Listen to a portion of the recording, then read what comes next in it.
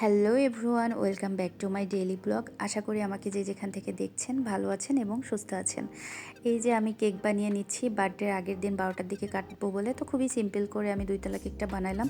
পরের দিন আমি 4তলা কেক বানাতে চেয়েছিলাম, কিন্তু আমি আর পারি নাই, মানে টাইমে হয় নাই।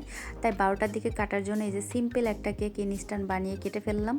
এবং হচ্ছে ওই যে 2তলা কেক বানিয়েছি, সাথে আরেকটা ভ্যানিলা বানিয়েছিলাম, ওইটা রেখে দিয়েছিলাম পরের দিনের জন্য। আর এই যে ডেকোরেশন করা হচ্ছে, এই যে বেলুন ফুলানো হচ্ছে, এখানে গোল্ডেন এবং হচ্ছে হোয়াইট কালার।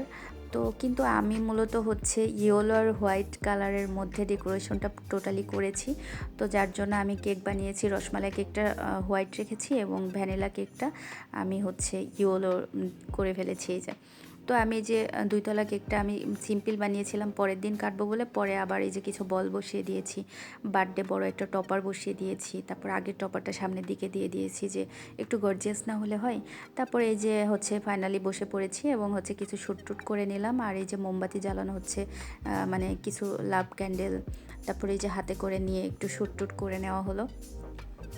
তো গাইস কি বলবো, মানে প্রত্যেকটা মানুষেরই কিন্তু মানে জন্মদিন নিয়ে একটা খুবই মানে অনেক কিছু মানে থাকে না, যে আমার স্পেশাল ডে একটু স্পেশালভাবে পালন হোক, এটা কিন্তু সবাই চাই।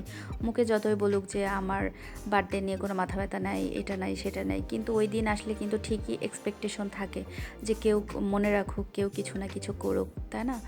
বা দেখা যাচ্ছে নিজের যদি ওরকম অ্যাবিলিটি থাকে বা নিজের যদি ওরকম মন মানসিকতা থাকে, তখন কিন্তু নিজেই করে ফেলা হয়। তো যাই হোক, আমি তো হচ্ছে আমার আম্মুর একমাত্র সন্তান।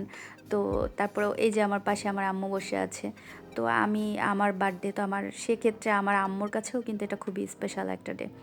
তো আমি এই যে আমার বার্থডে আমি নিজেই হচ্ছে সব কিছু রেডি করেছি, তার কারণ গাইজ আমি তো আমার বাসাতে একা থাকি।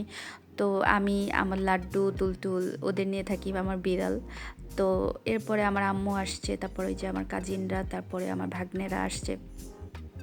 তো যাই হোক, মানে এই যে সবারই কিন্তু এই দিনটা নিয়ে একটা থাকে না, যে একটা চিন্তা ভাবনা এরকম, কিন্তু আমার প্রত্যেকবারই থাকে যে কিছু না কিছু করব। কিন্তু গাইজ কি বলবো, আমার প্রত্যেকবার বার্থডে লাস্ট 2-3 বছর ঠাডা পড়ছে, কোনো না কোনো প্রবলেম হয়। যেমন গত বছর ড্রেস টেস সবই রেডি করেছি, লেহেঙ্গা টেহেঙ্গা, কিন্তু পরবর্তীতে আর প্রোগ্রাম করা হয়নি।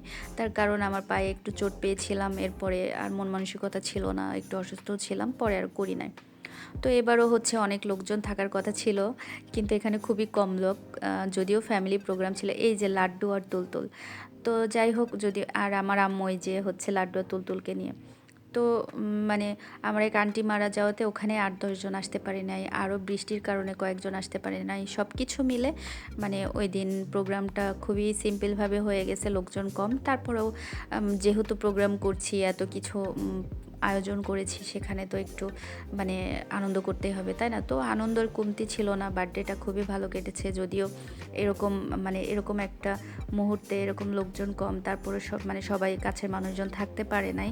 তো তারপরেও কিন্তু হচ্ছে খারাপ লাগাটা ছিল না, তার কারণ হচ্ছে যারা যারা ছিল সবাই খুবই মজা করেছে এবং এই ঘরোয়াভাবে হলেও মানে খুবই স্পেশালভাবে কেটেছে এবং খুবই আনন্দ করেছি। এবং সব কিছু মিলে শুধু ওই দিন বা পরের দিন না, 3-4 দিন ধরে আনন্দ করেছি, সবাই ছিল এবং নিজের মতো করে মজা করেছে। মনে হচ্ছিল বিয়ের অনুষ্ঠান হচ্ছে, জন্মদিনের না। নিজেরা গান বাজনা নাচ টাচ মানে একাকার করে ফেলছিল। যাই হোক, সব কিছু মিলে আমার বার্থডেটা ফাইনালি ভালো হয়েছে। আর এই যে তুলতুলকে আমি কোলে নিয়েছি, এ আমার খুবই শান্ত একটা বিড়াল, ওকে আমি খুব ভালোবাসি। আর লাড্ডু এখন আমার কাছে নাই, ওকে আমি দিয়ে দিয়েছি। যাই হোক, আমার বার্থডেতে আমার যেই ইচ্ছাগুলো ছিল মানে পুরোপুরি পূরণ না হলেও হচ্ছে আমি খুবই খুশি ছিলাম, কারণ সব কিছু মিলে ভালো হয়েছিল। সব কিছু মিলে ফাইনালি মানে খুবই মজা করেছি।